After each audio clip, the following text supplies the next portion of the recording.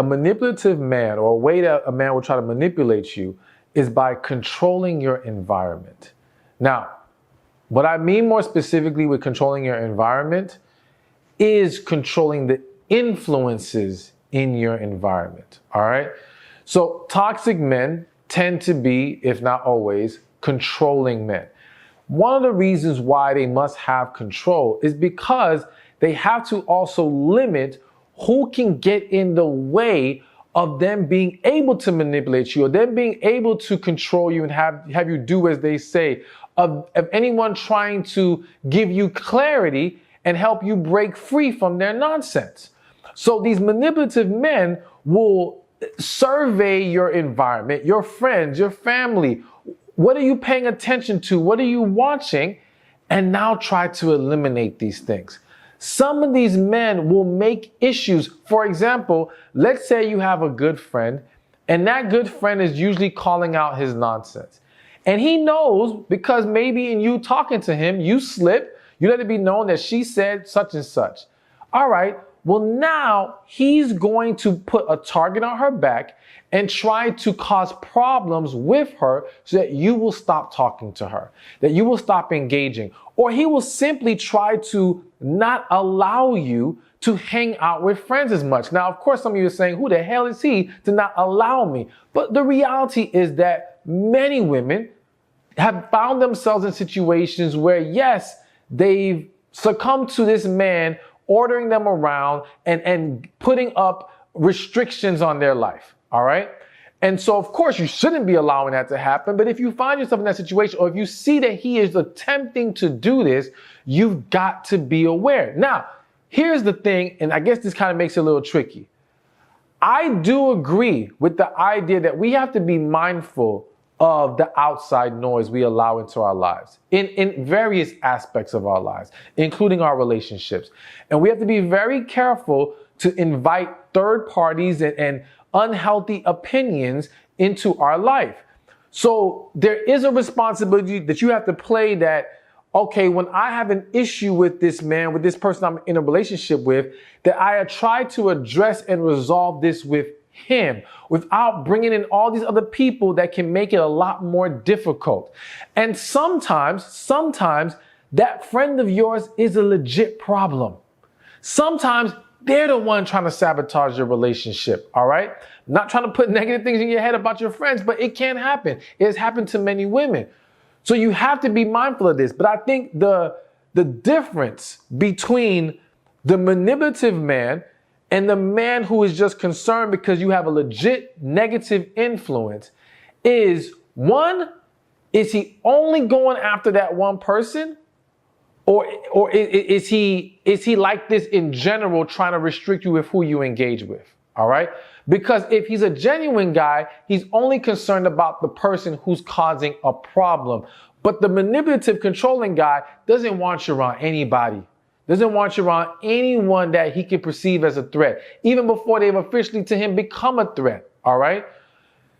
Or maybe a single friend who he feels like could fill your head up with things that it's going to make it harder for him to control you. So it's an understanding that difference is how you're going to see which one he is, as well as how is he in the other aspects of the relationship. The manipulative man doesn't just stop at trying to control your environment. He takes it much further than that. And we're going to talk about some of the other things that he will probably do. Whereas the genuinely good guy who just has a genuine issue with that one influence, or more than one, is a great partner otherwise. All right, is doing his part. He just has identified that this influence is causing a problem. So you have to look at the overall picture when figuring out which type of man you're dealing with. But yes, manipulative men will try to control your environment, friends, family, where you hang out, all of it. All right, so now the next way a man or men try to manipulate women is by love bombing. All right, now, if you're not familiar with the word or the term love bombing, I have a video about it that you can check out. But to kind of give a brief overview of it, love bombing is essentially when the man is coming hard and coming fast, No pun intended. And he's trying to shower you with all this love and attention and doing so much. He's basically trying to overwhelm you with this to reel you in, but then he's not gonna keep this up. All right. He's doing this just to get you. And then once he has you, the ball game's gonna change. Now, here's the thing that we have to be very careful with this love bombing label. Because I've seen situations where two people felt an amazing connection. The love, the interest, the desire, everything was genuine.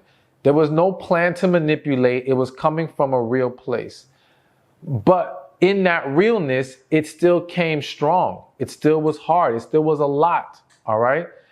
And so when you're trying to figure out, okay, is this a love bomb or is this real? The question you have to ask yourself is, how do I really feel about him?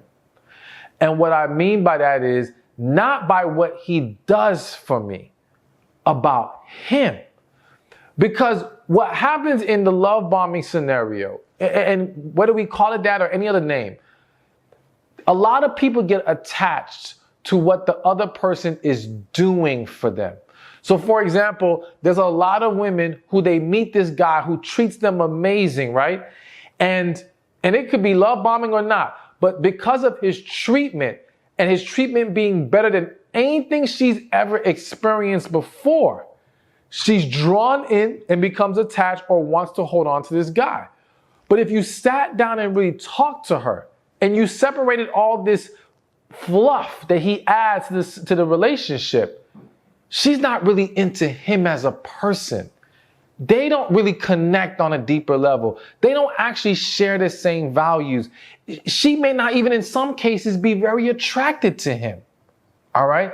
But he's doing things for her that it's so nice and it feels good to have these things done for you. So you start to confuse that with love on your end. That's not love. Hey, thank you for watching this video. Be sure to check this one out right here, and I'll see you there. Relationships are the key to a successful life. But there's 5 areas that we have to be mindful of when it comes to relationships. There's relationship with God, relationship with ourselves, relationship with family and friends,